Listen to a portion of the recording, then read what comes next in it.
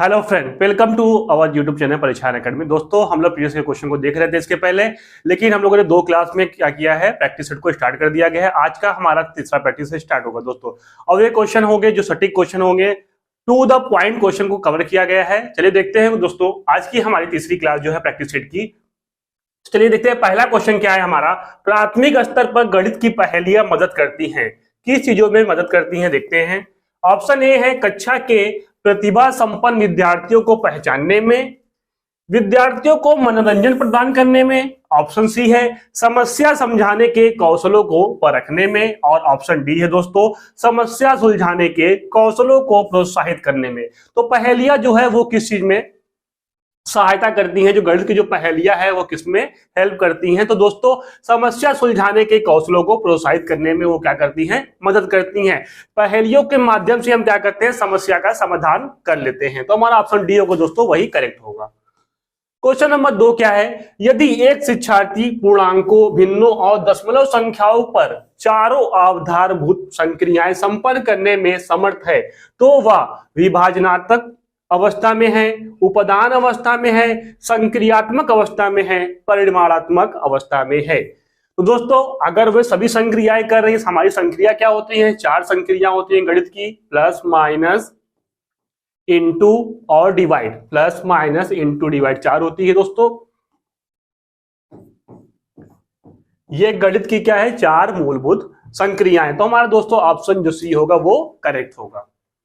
अगला क्वेश्चन है, question number 3 क्या है। प्राथमिक स्तर पर, दोस्तों प्राथमिक स्तर पर है ये जो पेपर हमारा बना हुआ प्रैक्टिस सेट क्या है, दोनों स्तर के लिए है, प्राइमरी और जूनियर के लिए, दोनों के लिए। पर गणित की अच्छी पाठ्य पुस्तक के लिए निम्नलिखित में से कौन सी विशेषता महत्वपूर्ण है। गणित की अच्छी पाठ्य पुस्तक के लिए दोस्तों पूछा हुआ प्राथमिक स्तर पर, उसमें अवधारणाओं का परिचय संदर्भों के द्वारा दिया जाना चाहिए, उसमें केवल बहुत से अभ्यास होने चाहिए जिससे कि यथातथ अभ्यास किया जा सके। अभ्यास होने से वो अभ्यास, और पहली बार केवल भी यूज हुआ है ऐसा आधार पर गलत हो जाएगा। वह आकर्षक और रंगीन होनी चाहिए, वह मोटी और बड़ी होनी चाहिए, ये तो होगा। साथ में देखिए उसमें क्या है, ऑप्शन ए क्या कह रहा है, उसमें अवधारणाओं का परिचय संदर्भों के द्वारा दिया जाना चाहिए। जब उसमें अवधारणा जो एक उदाहरण जो परिचय होगा क्या, संदर्भ अनुसार क्या हो जाए दिया जाएगा, तो क्या हो जाएगी, प्राथमिक स्तर पर गणित की एक अच्छी पाठ्य पुस्तक होगी। जब ये अच्छी पाठ्य पुस्तक होगी तो उसके साथ साथ उसमें क्या होगा, आकर्षक और रंगीन चित्र भी होंगे। तो क्या हमारा ऑप्शन जो ए होगा दोस्तों वो क्या होगा, करेक्ट होगा।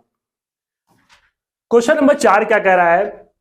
प्राथमिक कक्षा का एक बच्चा संख्या, संक्रिया चिन्हों, सिक्कों एवं घड़ी की सुइयों में अंतर स्थापित नहीं कर पाता है।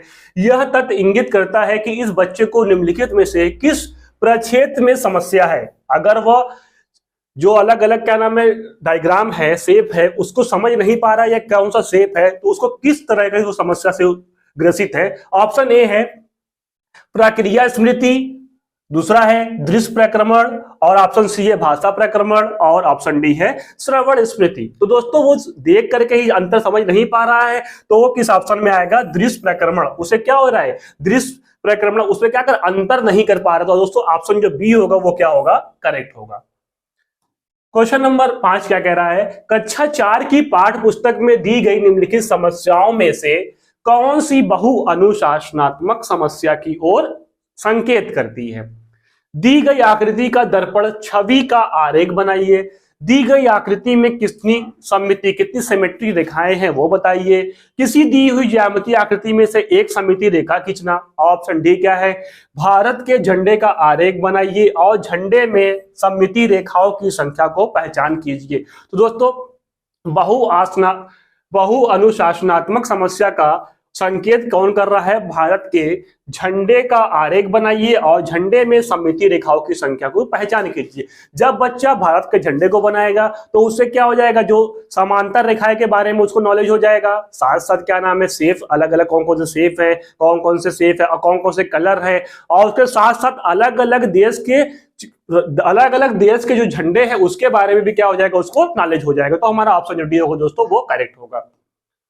क्वेश्चन नंबर 6 क्या है। एनसीएफ 2005 के अनुसार गणित की पाठचर्या महत्वाकांक्षी सुसंगत है और यह महत्वपूर्ण गणित पढ़ाती है। यहाँ महत्वाकांक्षी का अर्थ क्या है, महत्वाकांक्षी का दोस्तों अर्थ पूछा है विद्यालय में गणित शिक्षण के संकीर्ण उद्देश्यों को खोजना, विद्यालय में गणित शिक्षण के उच्च उद्देश्यों को खोजना, ऑप्शन सी है गणित की समस्याओं को हल करने के एक से अधिक तरीकों का शिक्षण। ऑप्शन डी है दोस्तों विविध प्रकार के गणित का शिक्षण जैसे अंकगणित, बीजगणित, ज्यामिति और आंकड़ा प्रबंधन। दोस्तों इसमें महत्वाकांक्षी का अर्थ पूछा हुआ तो वो क्या है, उद्देश्य एनसीएफ 2005 के अनुसार जो इसका महत्वाकांक्षी का अर्थ जो पूछा है वो क्या हो जाएगा दोस्तों, ऑप्शन जो बी होगा विद्यालय में गणित शिक्षण के उच्च उद्देश्यों की खोज करना। तो ऑप्शन जो बी होगा दोस्तों वो हमारा करेक्ट होगा। क्वेश्चन नंबर 7 क्या है, निम्नलिखित में से कौन सा प्राथमिक स्तर पर गणित शिक्षण की पाठ्यचर्या अपेक्षाओं के साथ मेल नहीं खाता है। नहीं पूछा होगा दोस्तों और किस स्तर पर, प्राथमिक स्तर पर। ऑप्शन ए है भिन्न को पूर्ण के अंश के रूप में प्रदर्शित करना तथा सरल भिन्नों में को व्यवस्थित करना। ऑप्शन बी है वर्गीकृत आंकड़ों के निरूपण का विश्लेषण करना और निष्कर्ष निकालना। ऑप्शन सी है दैनिक जीवन की तार्किक कार्यप्रणाली तथा गणितीय सोच के बीच संयोजन का विकास करना।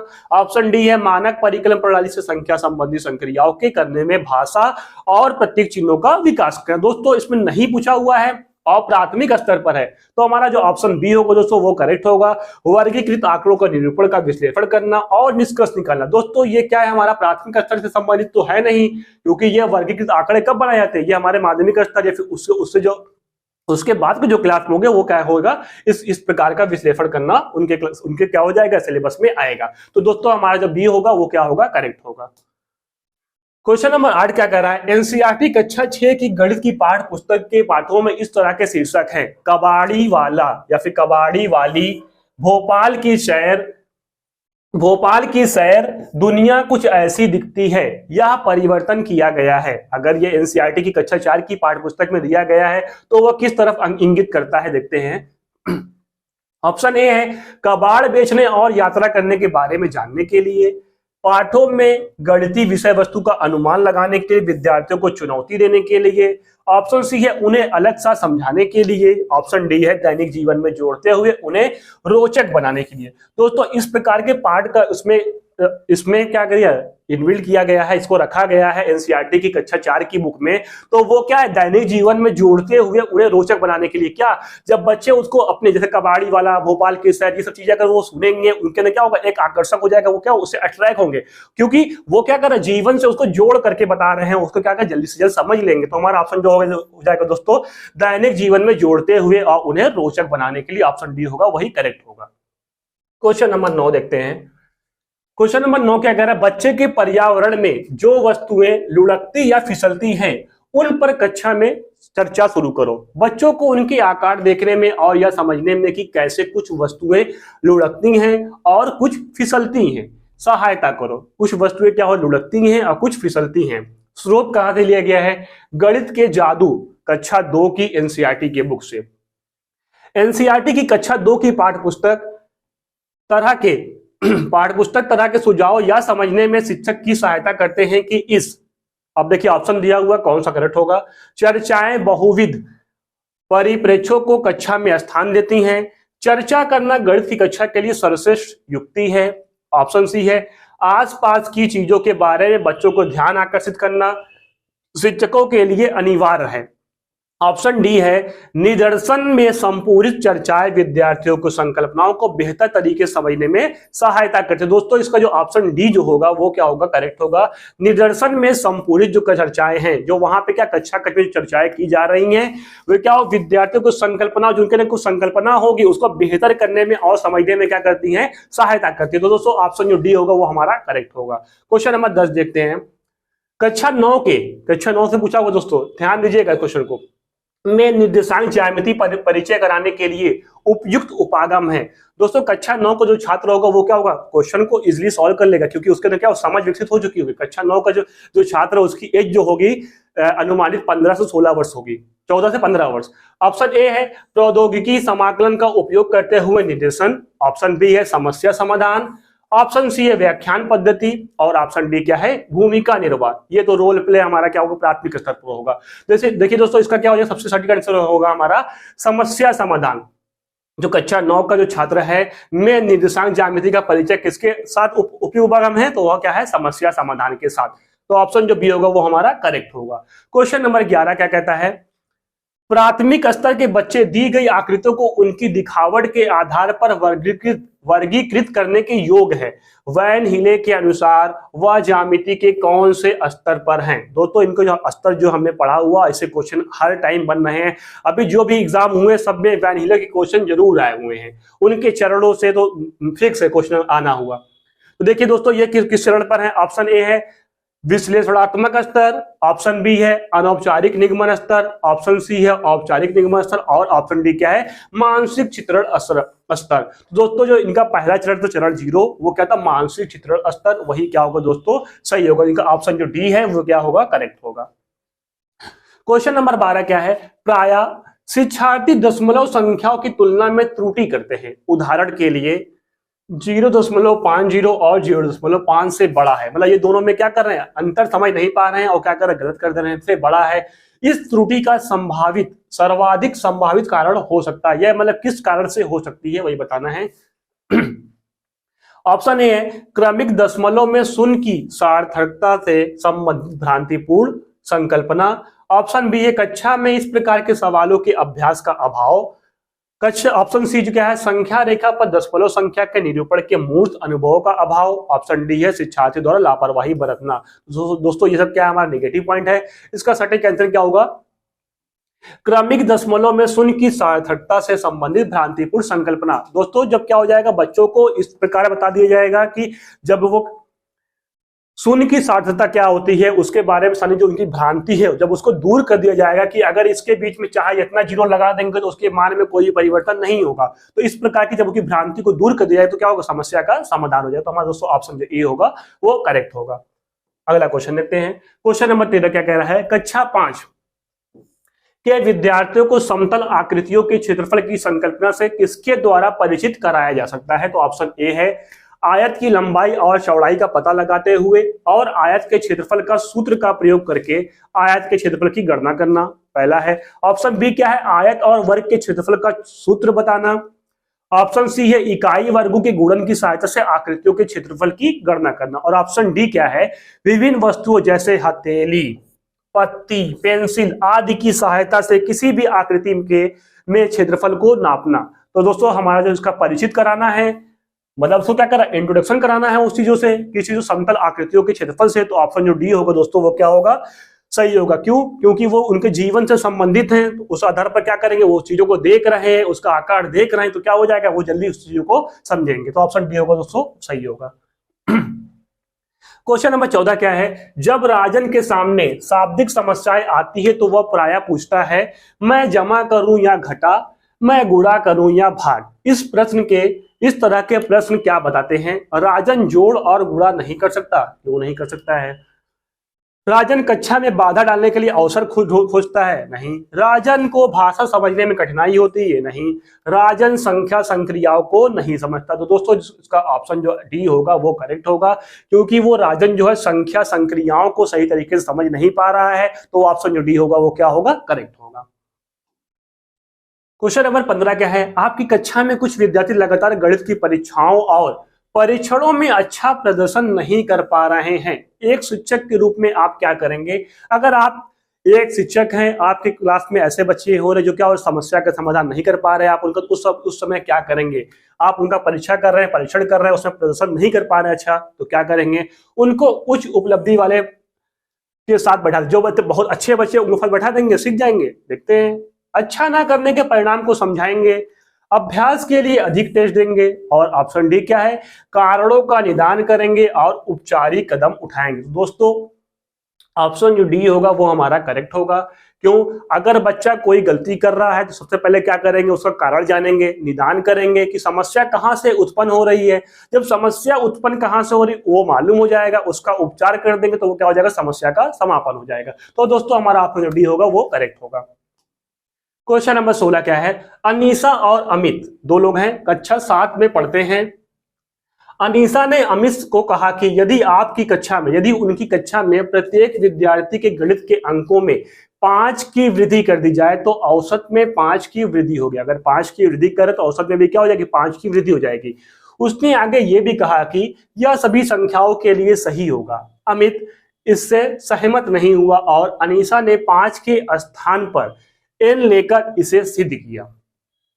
अनीसा ने उपयोग किया क्या? आगमनिक तर्क का, आकलन का, निगमनिक तर्क का, या फिर सामान्य तर्क। दोस्तों तो वो क्या कर रही हैं, एक संख्या ले रही है, संख्या लेने के बाद क्या कर उसको सिद्ध कर रही हैं। तो ऑप्शन जो सी होगा वो निगमनिक तर्क का वो क्या कर रही है, प्रयोग कर रही हैं। क्या होगा, निगमनिक तर्क के आधार पर क्या कर रही है, वो उसका सॉल्व कर ले रही है। तो हमारे ऑप्शन जो सी होगा वो दोस्तों सही होगा।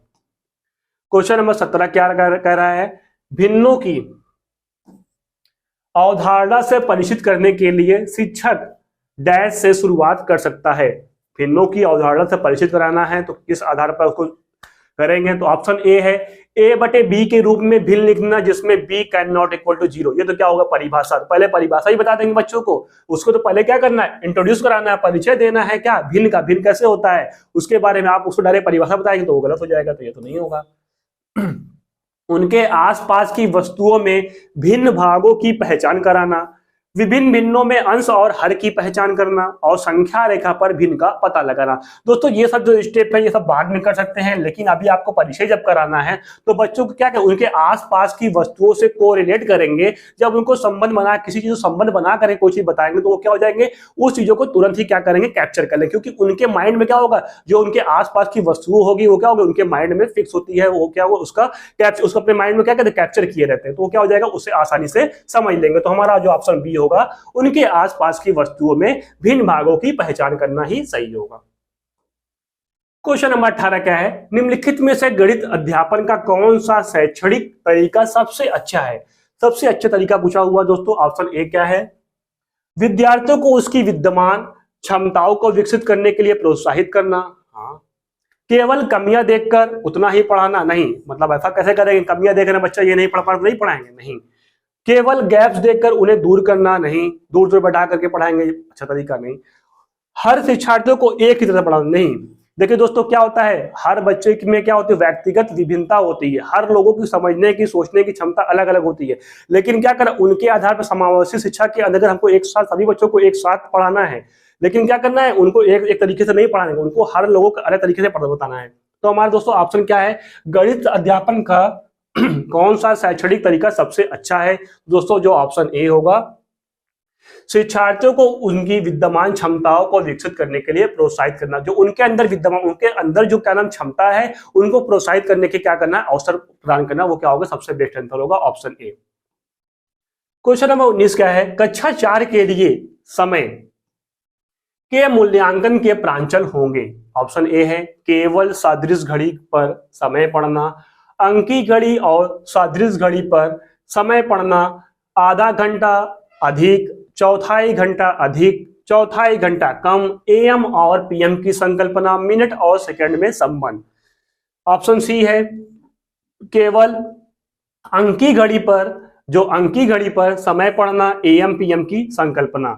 और ऑप्शन डी है, अंकी घड़ी पर समय पढ़ना। तो दोस्तों समय का मूल्यांकन किया जा रहा है, समय के बारे में कैसे बच्चों को बताया जाएगा, उस आधार पर सबसे बेस्ट आंसर क्या होगा हमारा, अंकी घड़ी, जिस पर क्या हो, अंक वाली, और सदृश क्या, जिसमें क्या होती है, घड़ी की सुइयों वाली होती है, वो सादृश घड़ी पर समय पढ़ना, उसी में आधा घंटा, चौथाई घंटा अधिक, चौथाई घंटा कम, एएम और पीएम की संकल्पना, मिनट और सेकंड में संबंध बताना क्या किया जाएगा, इसका समय मूल्यांकन के प्रांचल होंगे। जो ऑप्शन बी होगा वो हमारा दोस्तों करेक्ट होगा।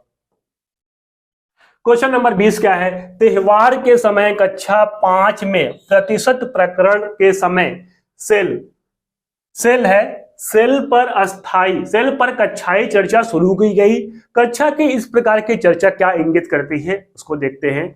ऑप्शन ए क्या कह रहा है कि उपेक्षा की जानी चाहिए क्योंकि यह कक्षा के शोर के स्तर को बढ़ाती है और दूसरे को परेशान करती है। ऑप्शन बी है, अपने वाद विवाद संबंधी कौशलों को बढ़ाने के लिए विद्यार्थियों की सहायता करती है। ऑप्शन सी है, कक्षा में गर्मा गर्मी वाली बहस आरंभ करती है और कक्षा के माहौल को खराब करती है। ऑप्शन डी है, एक दूसरे के विचारों को सुनने में विद्यार्थियों की सहायता करती है और अपना तर्क प्रस्तुत करने के लिए उन्हें प्रोत्साहित करती है।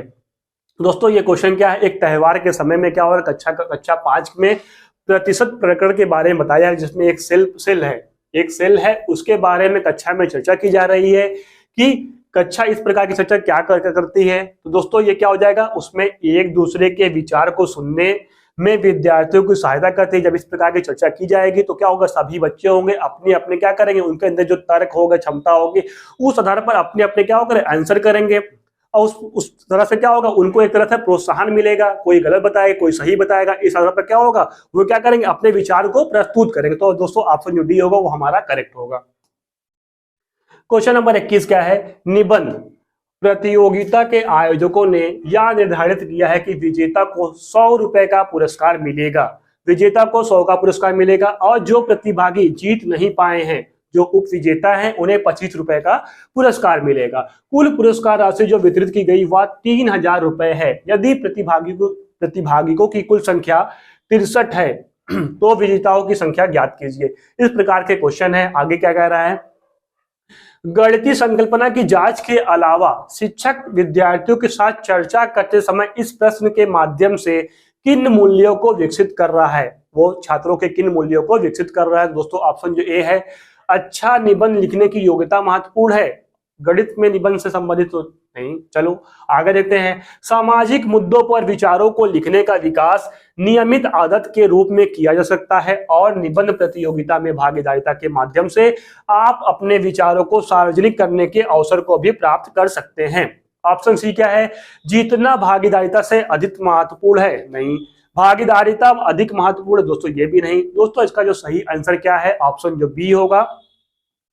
सामाजिक मुद्दों पर विचारों को लिखने का विकास नियमित आदत के रूप में किया जा सकता है और निबंध प्रतियोगिता में भागीदारिता के माध्यम से आप अपने निबंध के माध्यम से आप अपने विचार को क्या कर सकते हैं, सार्वजनिक रूप से अवसर प्रदान, आपको एक अवसर मिल गया है तो इस आधार पर क्या अपने विचार को क्या कर सकते, प्रस्तुत कर सकते हैं। तो दोस्तों ऑप्शन जो बी होगा इसका क्या होगा, करेक्ट होगा। अगला क्वेश्चन देखते हैं, क्वेश्चन नंबर 22 क्या है, कक्षा 8 का एक शिक्षक सभी प्रकार के चतुर्भुजों की विशेषता पढ़ाता है।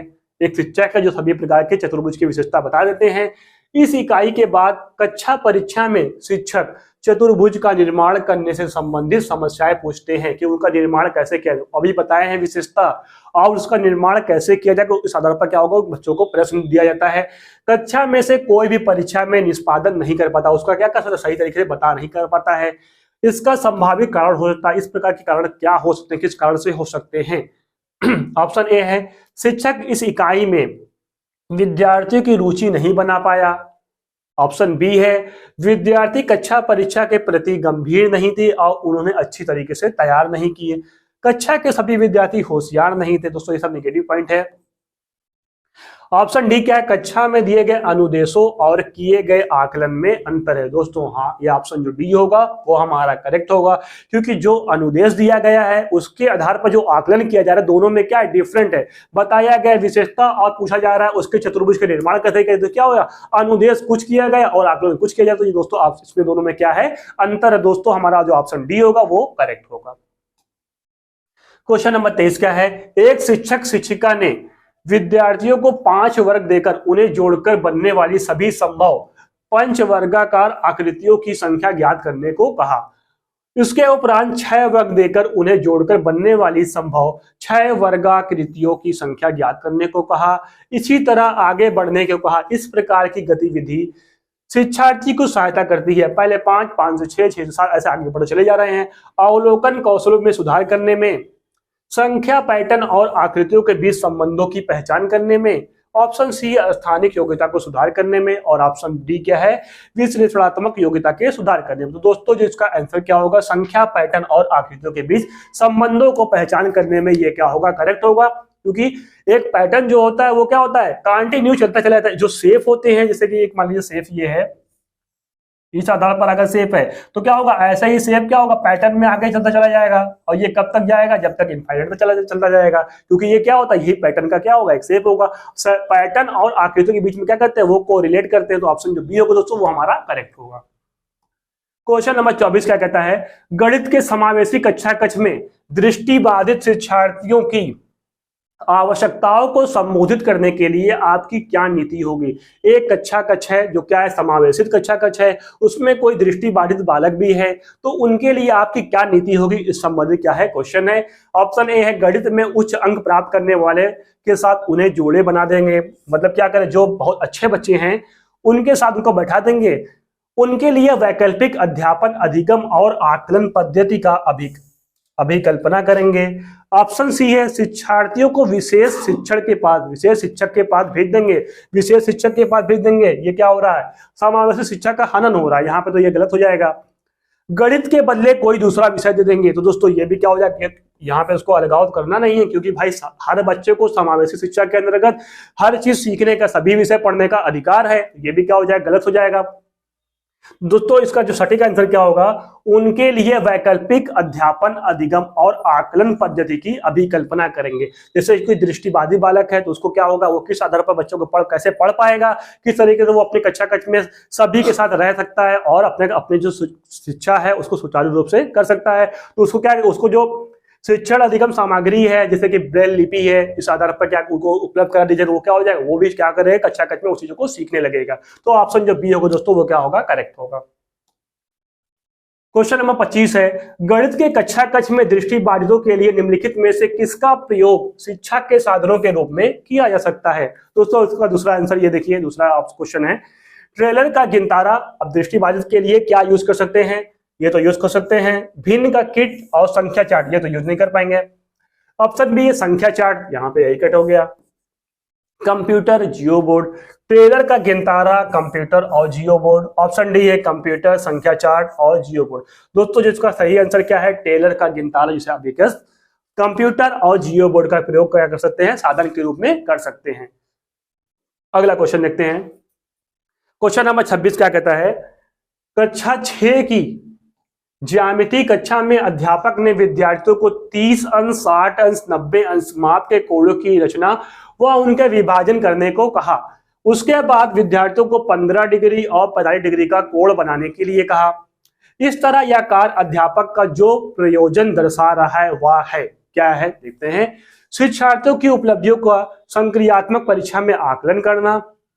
ऑप्शन बी है अनुभव संबंधी अधिगम का मौका देना। दिए गए कार्य को पूरा करने के लिए विद्यार्थियों की समझ तथा सीखे गए 2 कौशलों को समन्वित करने का आकलन करना।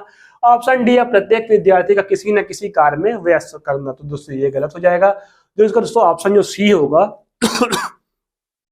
दिए गए कार्य को पूरा करने के लिए विद्यार्थियों की समझ तथा सीखे गए 2 कौशलों को समन्वित करने का आकलन। जो उनके द्वारा सीखे गए कौशल है उसके आधार पर क्या करेंगे, वो आकलन करेंगे और चीजों को कोरिलेट करेंगे। तो इस आधार पर हमारा ऑप्शन जो सी होगा वो दोस्तों सही होगा।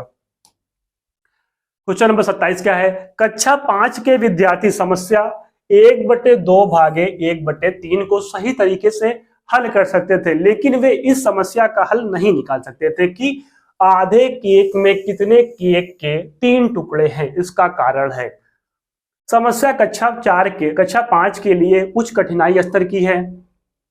भिन्नों पर संक्रियाएं बिना संदर्भीकरण और भाषा सहायता पढ़ाई गई है। विद्यार्थी इन 2 समस्याओं का गणितीय तुल्यता को समझने के योग्य नहीं है। विद्यार्थियों की भाषा विकास बहुत खराब है। तो दोस्तों इसका जो ऑप्शन सी जो होगा वही क्या होगा, सही होगा। देखिए दोस्तों इसमें हल नहीं निकाल पा रहे हैं, आधे केक में कितने केक के टुकड़े हैं। देखिए यहाँ पे संदर्भीकरण भाषा संबंधी क्या को समझ नहीं कर पा रहे ना, दोस्तों सी नहीं होगा। यहाँ पर देखिए बी क्या है, भिन्नों पर संक्रियाएं बिना संदर्भीकरण और भाषा सहायता पढ़ाई गई है। तो हमारा जो ऑप्शन जो बी होगा दोस्तों वो क्या होगा, करेक्ट होगा। अगला क्वेश्चन देखते हैं। हमीदा अपने विद्यार्थियों की गणितीय योग्यताओं को संवर्धित करने के लिए उन्हें सदा संख्या प्रतिरूपों पैटर्न्स का अवलोकन करने और परिकल्पना बनाने देती हैं। वह बोर्ड पर निम्नलिखित समस्याएं लिखती हैं और विद्यार्थियों से कहती हैं कि वे उनका उत्तर लिखें। यह समस्या लिखती है 21/7, 2.1/0.7 और ये क्या है, समस्या लिख देती हैं।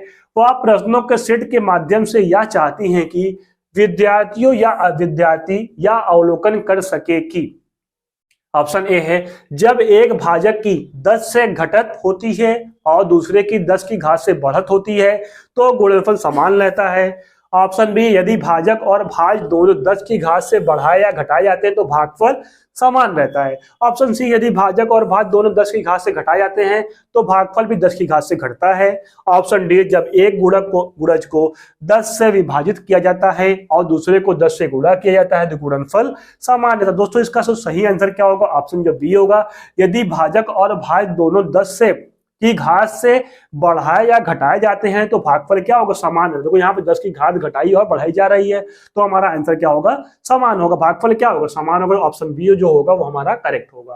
क्वेश्चन नंबर 29 क्या कह रहा है, एक शिक्षक आधार और स्थानीय मान की संकल्पना का विकास करते कक्षा में निम्नलिखित पहेली का प्रयोग करता है। मैं 8 दहाइयों और 4 इकाइयों से कम हूं। इस गतिविधि का उद्देश्य है आधार 10 और स्थानीय मान की संकल्पना को दृढ़ करना, योगात्मक आकलन करना, विद्यार्थियों को दहाई और इकाई की संकल्पना से परिचित करना, और जो ऑप्शन डी का है कक्षा में कुछ मजा करना और एक रास्ता को तोड़ना। दोस्तों ऐसा उत्तर नहीं है, हमारा जो सही आंसर क्या होगा, मैं 8 दहाइयों और 4 इकाइयों से कम हूं, यह पहेली के आधार पर किया जा रहा है, यह क्या है, गतिविधि आधारित शिक्षण हो रहा है। तो ऑप्शन जो ए होगा आधार 10 और स्थानीय मान की संकल्पना को दृढ़ करना, मतलब क्या उनके अंदर जो स्थानीय मान की जो संकल्पना है उनको क्या करना, सुदृढ़ करना है। तो हमारा जो ऑप्शन जो ए होगा वो करेक्ट होगा। अंतिम क्वेश्चन क्या कह रहा है, छोटे बच्चों में गणितीय विचार निम्न क्रम में विकसित किए जा सकते हैं। किस क्रम में, अगर कोई छोटा बच्चा है उसको क्या करें, गणितीय विचार अगर क्या करना उनके क्रम में, गणितीय विचार उनके क्रम में क्या करें, विकसित करना है, तो किस आधार पर करेंगे। पहला क्या है, चित्र संकेत ठोस वस्तुएं, संकेत चित्र ठोस वस्तुएं, ठोस वस्तुएं चित्र संकेत, ठोस वस्तुएं संकेत चित्र। तो दोस्तों ऑप्शन जो सी इसका होगा ठोस वस्तुएं चित्र और संकेत। पहले क्या करेंगे, छोटे बच्चों को गणितीय विचार के बारे में क्रम से बताना है तो पहले क्या करें, ठोस वस्तुएं उनको दिखाया करके ठोस वस्तुएं बताएंगे, उसके बाद साथ में उसका चित्र प्रदर्शित करेंगे और उसके बाद क्या करेंगे, संकेत करेंगे। तो हमारा दोस्तों जो ऑप्शन जो सी होगा वो क्या होगा, करेक्ट होगा। तो दोस्तों देखिए अब हमारा क्या है, क्वेश्चन कंप्लीट हो गया है। अब देखते हैं सोशल मीडिया प्लेटफॉर्म हमारा है, आप हमारे सोशल मीडिया प्लेटफॉर्म में जुड़िए, इंस्टाग्राम, फेसबुक, टेलीग्राम और ट्विटर से जरूर जुड़िए और हमारी क्लास को लाइक करिए, कमेंट करिए। अगर आपको कहीं पर भी कोई भी डाउट है तो कमेंट सेक्शन में जरूर पूछिए और हमारा साथ देते रहिए। आप सभी का बहुत बहुत धन्यवाद।